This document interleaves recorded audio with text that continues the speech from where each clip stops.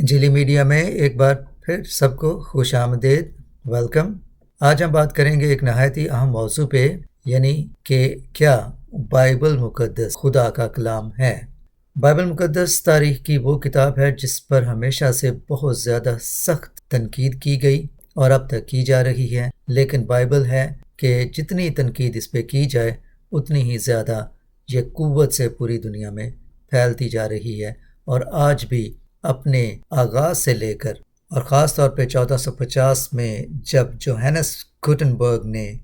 جرمنی میں بائبل کو پرنٹ کر کے دنیا کی پہلی پرنٹ ہونے والی موویبل پرنٹ ہونے والی پہلی کتاب بنا دیا، تو تب سے لے کر آج تک بائبل مقدس دنیا کی سب سے زیادہ پڑھی جانے والی، چھاپی جانے والی اور سب سے زیادہ آل ٹائم بیسٹ سیلر ہونے کا اعزاز اپنے پاس رکھے ہوئے ہے۔ تو یہ کیا وجہ ہے کہ بائبل مقدس پر اتنی تنقید ہوئی اور ہو رہی ہے، لیکن یہ وہ کتاب ہے کہ جسے دنیا سے ہٹایا نہیں جا سکا۔ اس کی اور کوئی وجہ نہیں بنتی سوائے اس کے کہ یہ خدا کا کلام ہے اور انسان اسے مٹا نہیں سکتا، چاہے کوئی جتنی بھی کوشش کر لے، کیونکہ خدا کا کلام ہے اور وہی اس کا محافظ ہے اور وہی اس کی ترویج اور اس کی تبلیغ کا ذمہ دار ہے۔ تو آئیے چلے دیکھتے ہیں کہ وہ کیا عوامل ہیں، وہ کیا اسباب ہیں جن کی بنا پر بائبل مقدس ہمیشہ سے قائم ہے اور خدا کا کلام ہمیشہ قائم رہے گا۔ بائبل مقدس کی صداقت کی جب بات کی جاتی ہے تو ہمیں دو باتوں کا خیال رکھنا ضروری ہے کہ بائبل مقدس کی صداقت کے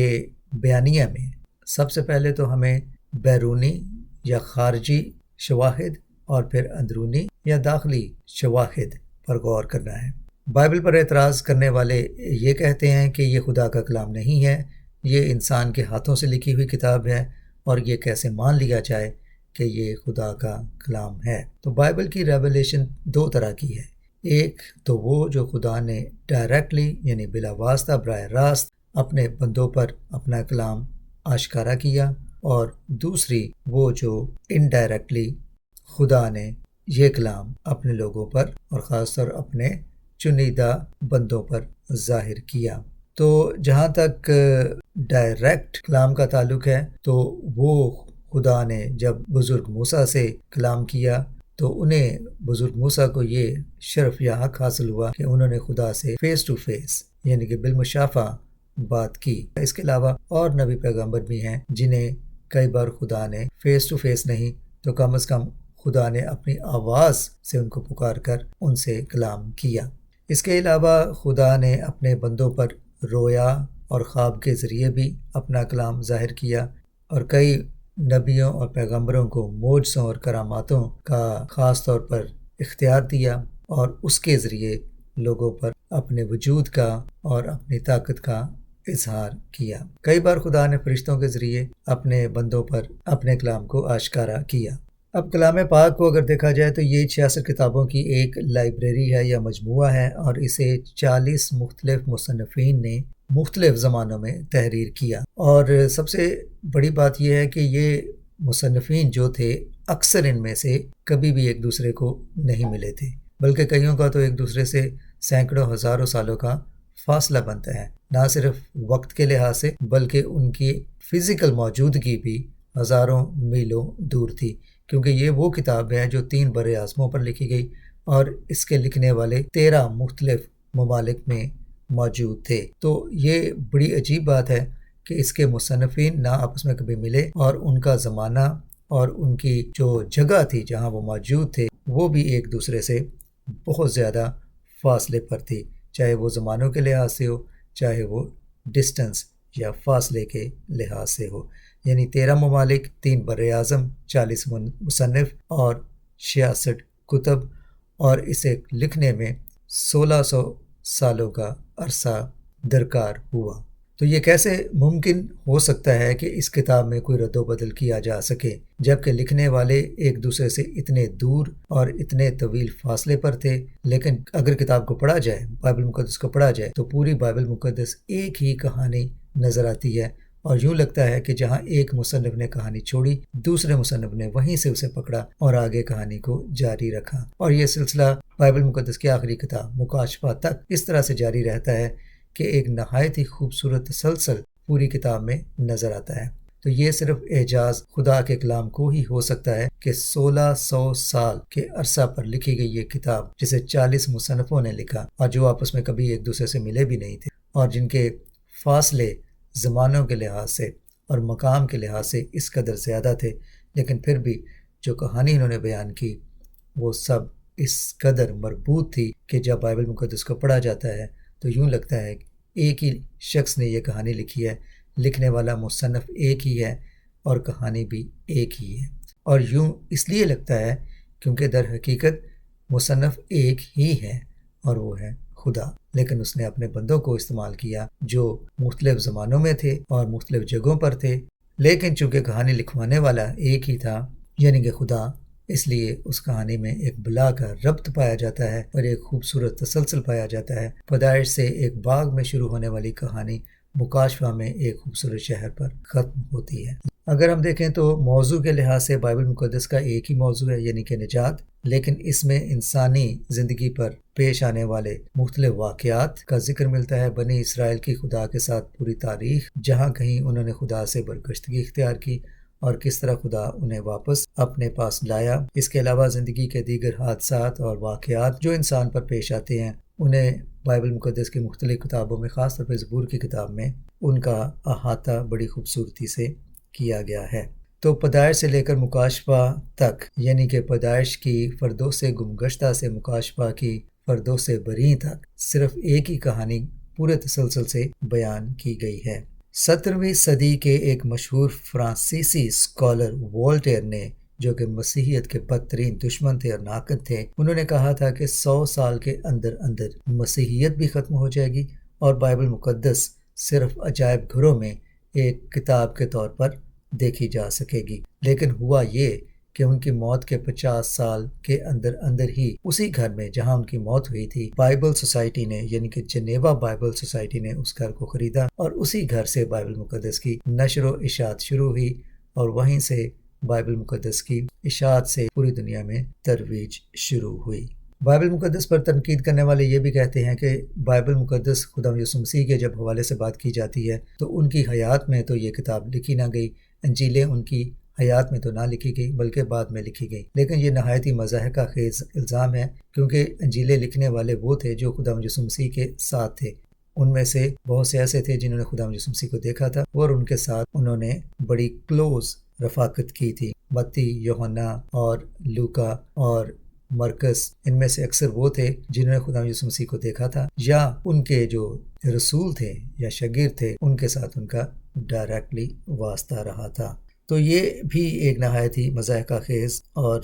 بہت ہی عجیب و غریب قسم کا الزام ہے۔ اس کے حوالے سے میں یہ بھی کہنا چاہتا ہوں کہ سکندر اعظم کے بارے میں کہا جاتا ہے کہ سکندر اعظم کی موت کے تقریباً 900 سال بعد ان کی پہلی سوانح عمری منظر عام پر آتی ہے، اور اس کے علاوہ اس زمانے میں ہومر، یونانی پوئٹ، شاعر، مصنف ہومر کی مشہور زمانہ کتاب ایلیڈ، جو کہ 800 اور 900 BC میں قبل از مسیح لکھی گئی، وہ تقریباً 400 BC میں منظر عام پر آتی ہے۔ تو جب خدا یسوع مسیح کی بات کی جاتی ہے تو ان کے شاگرد یوحنا رسول، خاص طور پہ اگر دیکھا جائے تو وہ آخری رسول تھے جو اس دنیا سے رخصت ہوئے، اور ان کی موت 90 یا 110 AD میں واقع ہوئی، اور ان کی انجیل اور مکاشفہ کہا جاتا ہے کہ 90 یا 110 کے درمیان مکمل ہوا۔ تو خدا یسوع مسیح کے دنیا سے چلے جانے کے بعد 30 اور 50 سال کے درمیان ہی ان کی انجیلیں لکھی جا چکی تھیں یا ان پہ کام شروع ہو چکا تھا، اور ان کے آسمان پر چلے جانے کے بعد دیکھا جائے تو 50-60 سال کے بعد انجیلیں بھی تکمیل تک پہنچ چکی تھی اور یوحنا رسول کا مکاشفہ بھی مکمل ہو چکا تھا۔ تو اگر دنیا سکندر اعظم جن کی پہلی سوانح عمری ان کے 900 سال بعد منظر عام پر آتی ہے اور اس کو تسلیم کیا جا سکتا ہے، اس پہ کسی کو شک نہیں، تو خدا یسوع مسیح کے شاگرد جو ان کے ساتھ تھے جنہوں نے ان کی انجیلیں تحریر کیں اور 30 سے 50 اور 60 سال کے اندر اندر ان کی تحریریں مکمل ہو چکی تھیں اور وہ خدا یسوع مسیح کے ساتھ ان کی رفاقت رہی تھی، تو ان کے اوپر کیوں شک کیا جاتا ہے؟ اب بائبل مقدس کے جو کلام کی سچائی کی کسوٹی ہے، آئیے وہ سب سے پہلے تو دیکھیں کہ بائبل مقدس اس کے بارے میں کیا کہتی ہے۔ استثنا کی کتاب 18 باب 22 آیت میں لکھا ہوا ہے کہ نبی کی نبوت کی باتیں پوری ہوں تو وہ خدا کی طرف سے ہے، نہ ہوں تو وہ خدا کی طرف سے نہیں ہے۔ خدا کے پاک کلام بائبل مقدس کی جو نبوتیں ہیں وہ تمام کی تمام اب تک اس زمانے تک ان میں سے بیشتر پوری ہو چکی ہیں، اور جو باقی رہ گئی ہیں نئے عہد نامے کے مطابق وہ بھی اپنے تکمیل کے آخری مرحلے میں ہیں، کیونکہ ہم زمانے کے اخیر میں جی رہے ہیں، اور خدا یسوع مسیح کی تعلیمات کے مطابق جو آخری زمانے کے علامات ہیں، جو نشان ہیں، ہم عین انہی علامات اور انہی نشانوں کے زمانے میں اب جی رہے ہیں۔ اس کے علاوہ یوحنا 4 باب 1 اور 2 آیت میں یوں لکھا ہوا ہے کہ جو روح اقرار کرے کہ یسوع مسیح مجسم ہو کر خدا کی طرف سے آیا، اور جو انکار کرے وہ خدا کی طرف سے نہیں ہے۔ تو انجیل خدا یسوع مسیح کی گواہی دیتی ہے، اور بائبل مقدس کے مطابق جو خدا یسوع مسیح کی گواہی کو نہیں مانتا وہ خدا کی طرف سے نہیں ہے۔ اور چونکہ انجیل کے لکھنے والے خدا یسوع مسیح کی گواہی دیتے ہیں تو یقیناً وہ خدا کی طرف سے ہی مقرر ہوئے۔ مکاشفہ 19 باب کی 10 آیت میں یوں لکھا ہوا ہے، جو کلام یسوع کی گواہی دے وہی کلام سچا ہے، کیونکہ یسوع کی گواہی ہی نبوت کی روح ہے، اور پوری کی پوری بائبل ہی خدا یسوع مسیح کی گواہی دیتی ہے، چاہے وہ پرانا عہد نامہ ہو چاہے وہ نیا عہد نامہ ہو۔ بائبل مقدس کا مرکز خدا یسوع المسیح ہی ہے۔ اب کسی بھی مقدس کتاب کا دعویٰ جیسے استثنا میں ہے کہ اگر نبی کی نبوت پوری نہ ہو تو وہ جھوٹی ہے۔ بائبل مقدس کی جتنی نبوتیں ہیں وہ کیسے پوری ہوئیں؟ اگر ہم تاریخ اور بائبل کو سامنے رکھ کے دیکھیں تو تاریخ میں جو بھی واقعات ہوئے ہیں تمام کے تمام بائبل مقدس میں پہلے سے ہی لکھ دیے گئے تھے۔ دانیل نبی نے جب نبوکدنضر کی دیکھی ہوئی مورت جو انہوں نے خواب میں دیکھی تھی اس کی تشریح کی تو اس میں دانیل نبی نے اس مورت کے حوالے سے تاریخ عالم کے آنے والے واقعات کا بیان کیا کہ جو سونے کا سر ہے وہ نبوکدنضر خود ہے، اور اس کے بعد جو اس کے جسم کے باقی حصے ہیں پاؤں تک، ان تمام کی علامات آنے والی سلطنتوں کو ظاہر کرتی ہے، اور جیسے جیسے دانیل نبی نے ان کی تشریح کی زمانہ نے ویسے ویسے ہی تاریخ میں ان تمام سلطنتوں کو بڑھتے اور ان کو ختم ہوتے ہوئے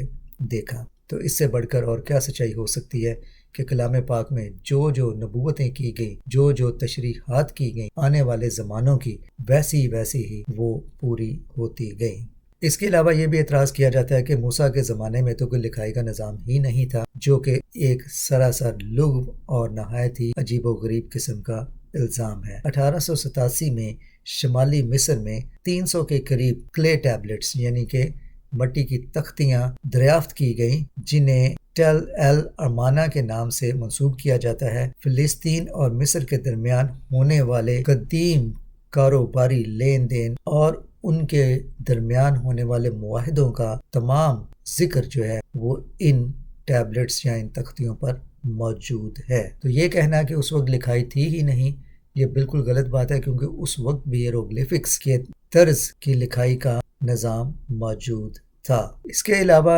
ناقدین بائبل دانیل نبی کے صحیفے میں جو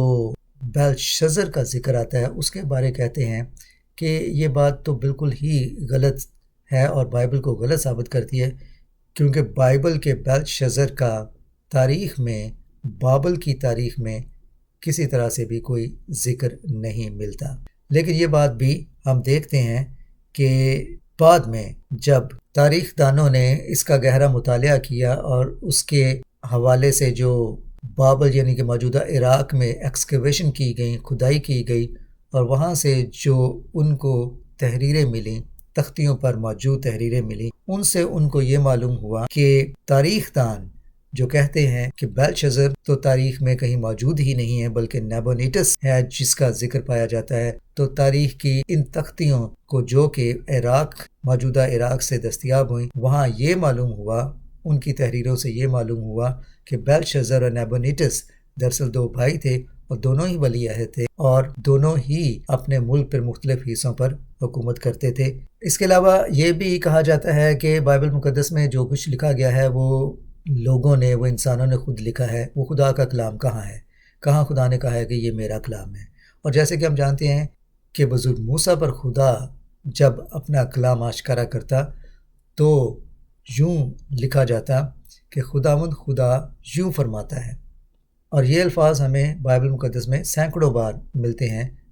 جہاں تک نبوتوں کا تعلق ہے تو بائبل مقدس خاص طور پر پرانا عہد نامہ تو نبوتوں سے بھرا پڑا ہے، اور وہ تمام نبوتیں جو پرانے عہد نامہ میں ہوئیں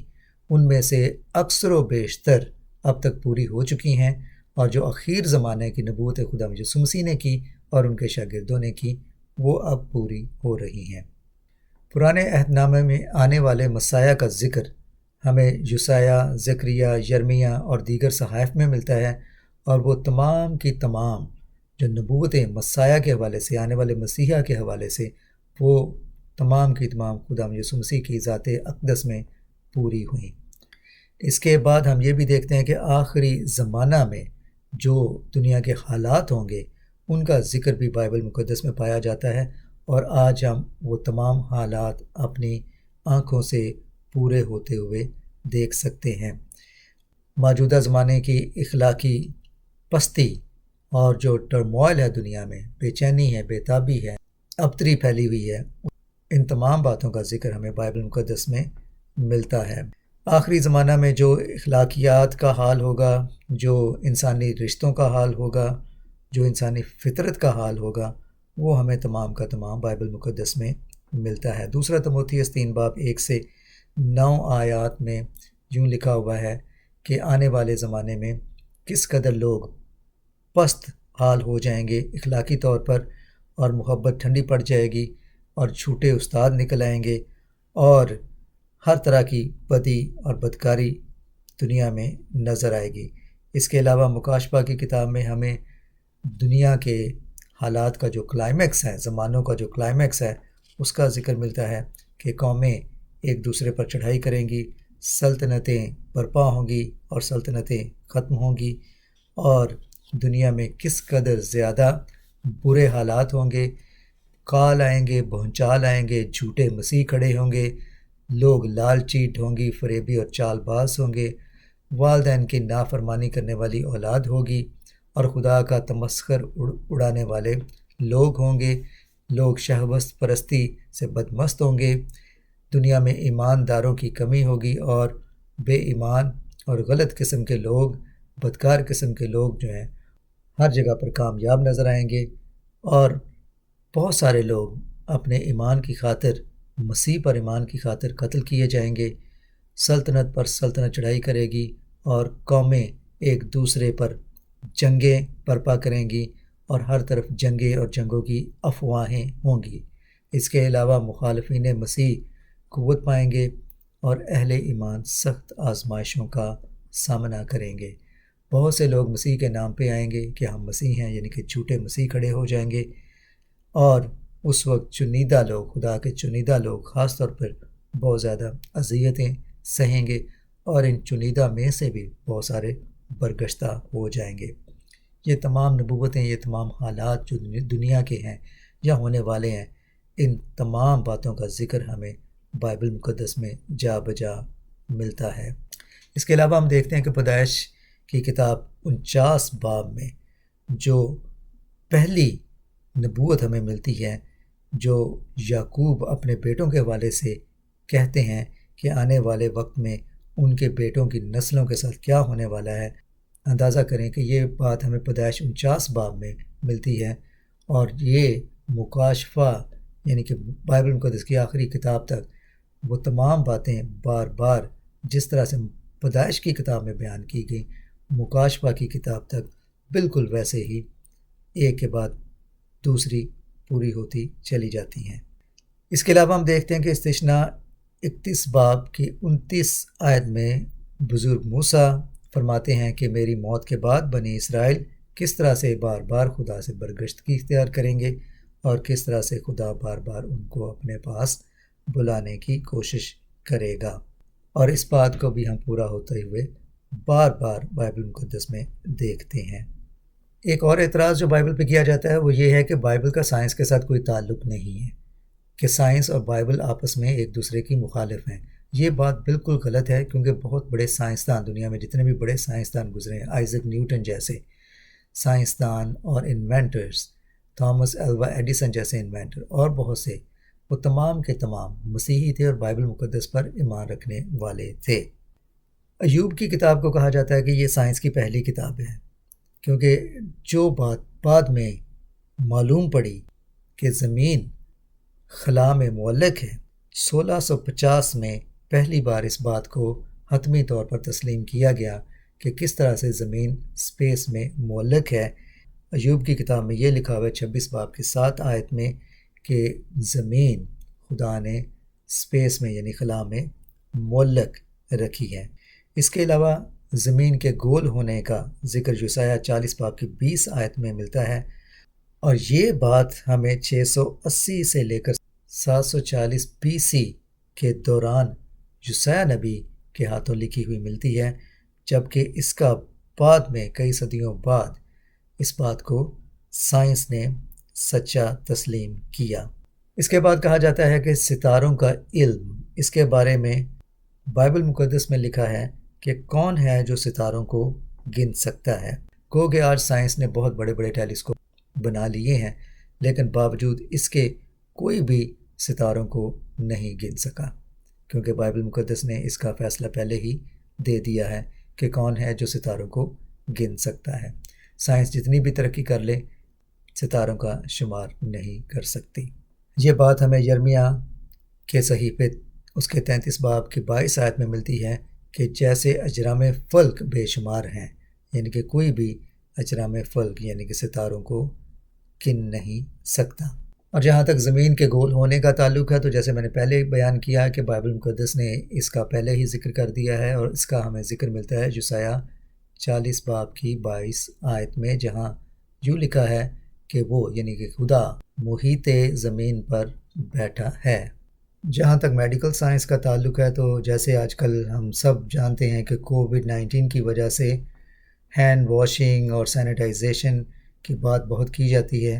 اور اس کے علاوہ کوارنٹین کی بات کی جاتی ہے۔ 14 دن 2 ہفتے کسی کو اگر وہ وبا کا شکار ہو جائے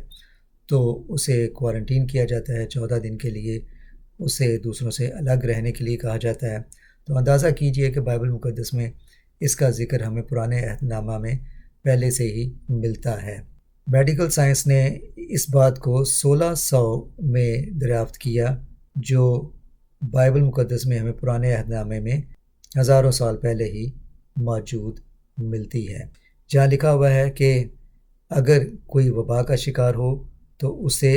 14 دن کے لیے 2 ہفتے کے لیے دوسروں سے الگ کر دینا چاہیے۔ یہ بات ہمیں لیویٹیکس کی کتاب 13 باب اور 46 آیت میں ملتی ہے کہ کوئی بھی شخص جو وبا کا شکار ہو، کسی موذی وبا کا شکار ہو، اسے دوسروں سے الگ کر کے 2 ہفتے کے لیے کوارنٹین کیا جائے۔ اس کے علاوہ سائنس مدتوں بعد اس نتیجے پہ پہنچی کہ انسان کے بدن میں خون ہی وہ چیز ہے جو تندرستی اور بیماریوں کا ذمہ دار ہے۔ تو بائبل مقدس میں اخبار کی کتاب 17 باب 11 آیت میں اس کا ذکر ہمیں پہلے ہی ملتا ہے، جہاں یہ لکھا ہوا ہے کہ زندگی خون میں پائی جاتی ہے۔ بائبل مقدس پر جتنی مرضی تنقید کی جائے، بائبل مقدس ہمیشہ سے بیسٹ سیلر رہی ہے، آل ٹائمز بیسٹ سیلر اور بیسٹ سیلر رہے گی۔ کوئی کتاب اس کو بیٹ نہیں کر سکی۔ دنیا میں آج بھی سب سے زیادہ پڑھی جانے والی، سب سے زیادہ چھاپی جانے والی اور سب سے زیادہ ڈسٹریبیوٹ کی جانے والی کتاب ہے۔ اور ساتھ ہی ساتھ یہ کہنا بھی ضروری ہے کہ بائبل مقدس دنیا کی سب سے زیادہ تنقید اٹھانے والی کتاب بھی ہے۔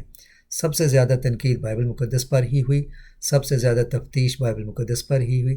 اور سب سے زیادہ تفتیش کے باعث بائبل مقدس کے ماننے والوں نے ہی دنیا کو سب سے زیادہ نعمتوں سے نوازا۔ جتنی بھی انوینشنز ہوئی، جتنی بھی سائنسی ترقی ہوئی، وہ سب کے سب لوگ بائبل مقدس کے ماننے والے ہی تھے، چاہے وہ تھامس ایلوا ایڈیسن ہو جو 1000 سے زائد ایجادات کرنے والے تھے، چاہے وہ آئزک نیوٹن ہو یا کوئی اور ہو۔ تمام بڑے موجدین، سائنسدان، فلاسفر، رائٹر، شیکسپیئر جیسے رائٹر، جان ملٹن جیسے رائٹر، تمام کے تمام بائبل مقدس کے ہی ماننے والے تھے۔ یہ بائبل مقدس کا ہی اعجاز ہے جس نے پوری دنیا کو علم اور نور کی روشنی سے معمور کیا۔ آخر میں دیکھتے ہیں بائبل مقدس کے حوالے سے چند مشہور لوگوں کے کیا خیالات ہیں۔ جارج واشنگٹن، جو کہ امریکہ کے پہلے صدر تھے، انہوں نے فرمایا بائبل مقدس کے علم کے بغیر دنیا پر دیانتداری سے اور رواداری سے حکومت کرنا ممکن ہی نہیں ہے۔ آئزک نیوٹن نے فرمایا کہ میں بائبل مقدس کی سچائی کا دنیا میں ہر دوسری کتاب سے زیادہ قائل ہوں۔ The Cambridge history of the Bible میں یوں لکھا ہوا ہے کہ no other book has known anything approaching this constant circulation, کہ دنیا میں کوئی اور کتاب ایسی نہیں ہے جس کی اشاعت اور ترویج اور دنیا بھر میں اس کی تقسیم اس حد تک مسلسل جاری رہے کہ اس میں کبھی بھی کوئی ٹھہراؤ یا رکاوٹ پیدا ہوئی ہو۔ یعنی کہ جب سے بائبل چھپی ہے مسلسل دنیا میں اس کی ڈسٹریبیوشن جاری ہے۔ امریکہ کے 16ویں صدر ابراہم لنکن نے کہا کہ خدا کا سب سے عظیم تحفہ جو اس نے دنیا کو دیا وہ بائبل مقدس ہے۔ ڈینیل ویبسٹر ڈکشنری لکھنے والوں نے فرمایا education is use less without the Bible, کہ تمام تعلیم بیکار ہے اگر تعلیم یافتہ شخص بائبل کا مطالعہ نہ کرے۔ برطانوی مذہبی رہنما جان ویسلی نے بڑی خوبصورت بات کہی کہ صرف خدا ہی تھا جو یہ کتاب لکھ سکتا ہے۔ پھر ایک اعتراض یہ بھی کیا جاتا ہے کہ کیسے مان لیا جائے کہ بائبل خدا کا کلام ہے، کیونکہ اس کا تو کوئی ثبوت نہیں، اس کی تو کوئی تاریخ نہیں ملتی، کوئی پرانے مینوسکرپٹ نہیں ملتے۔ تو اس کا جواب یہ ہے کہ ابھی بھی 13,000 قدیم ترین مینوسکرپٹس بائبل کے موجود ہیں، اور یہ ان کی اوریجنل لینگویج یعنی کہ گریک اور اس کے علاوہ کئی ہیبرو لینگویج عبرانی میں بھی موجود ہیں۔ بائبل کے مخالفینوں نے بائبل کا کئی بار اپنی طرف سے تو جنازہ نکال دیا کہ یہ ثبوت مل گیا ہے، بائبل یہاں کانٹرڈکٹ کرتی ہے ہسٹری کے ساتھ، سائنس کے ساتھ، لیکن بائبل ہے کہ ہمیشہ سے ان تمام دعووں کو جھٹلاتی چلی آئی ہے، کیونکہ اس کا لکھنے والا اور لکھوانے والا خود خدا ہے۔ کہا جاتا ہے کہ کتابیں آئیں اور کتابیں چلی گئیں، لیکن یہ پرانی کتاب ابھی بھی قائم ہے۔ Books may come and books may go, but Bible goes forever۔ آخر میں ایک بہت ہی خوبصورت اور ضروری بات آپ کے ساتھ شیئر کرنا چاہتا ہوں۔ دانیال نبی کے صحیفے 12 باب کی 4 آیت میں یوں لکھا ہے کہ آخری زمانہ میں بھتیرے اس کی تفتیش و تحقیق کریں گے اور دانش افزوں ہوگی۔ آج دنیا میں جتنی بھی دانش، جتنی بھی عقل نے ترقی کی ہے، سائنس نے ترقی کی ہے، اس کے بارے دانیال نبی کے صحیفے میں کیا لکھا ہے کہ بتیرے اس کی تفتیش کریں گے اور تحقیق کریں گے۔ دنیا کے سب سے بڑے سائنسدان، محققین، موجدین، سب کے سب بائبل کو ہی ماننے والے تھے، اسی کی تحقیق کرنے والے تھے، اسی کی تفتیش کرنے والے تھے۔ اس کی بدولت ہی خدا نے انہیں دانش بخشی، عقل بخشی، اور آج دنیا کو روشن کرنے والے اور دنیا کی ہر ایجاد کرنے والے کون ہیں؟ ان میں سے 99% مسیحی ہی ہیں، کیونکہ دانیال نبی کے صحیفے کے مطابق جو لوگ اس کی تفتیش کریں گے، تحقیق کریں گے، یعنی کہ اس کو پڑھیں گے، اس سے رہنمائی حاصل کریں گے، وہی دنیا میں دانش اور ترقی اور علم کے فروغ کا باعث بنیں گے۔ آج دنیا میں کہیں بھی کوئی ایسا گھر نہیں ہے جن میں ایسی ایجادات، ایسی چیزیں موجود نہ ہوں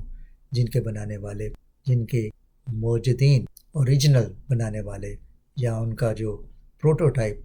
کانسیپٹ دینے والے تھے وہ مسیحی نہ تھے، وہ سب کے سب مسیحی ہی تھے۔ چاہے وہ ٹیلی ویژن ہو، چاہے وہ ٹیلی فون ہو، چاہے وہ کوئی بھی ایجاد ہو، اس کے بنانے والے مسیحی ہی تھے، کیونکہ جیسے بائبل مقدس میں لکھا ہے کہ اس کی تفتیش کرنے والے، اس کی تحقیق کرنے والے، وہی دنیا کو دانش اور عقل بخشیں گے، اور ان کی دانش اور عقل کے وسیلے سے ہی دنیا ترقی پائے گی۔ دانیال 12 باب 4 آیت۔ بتیرے اس کی تفتیش و تحقیق کریں گے اور دانش افزوں ہوگی۔ آج جتنی بھی دانش ہے، جتنی بھی عقل ہے، جتنی بھی سائنس کی ترقی ہے، سب کی سب بائبل مقدس کی ہی مرہون منت ہے، کیونکہ یہی ہے خدا کا پاک کلام۔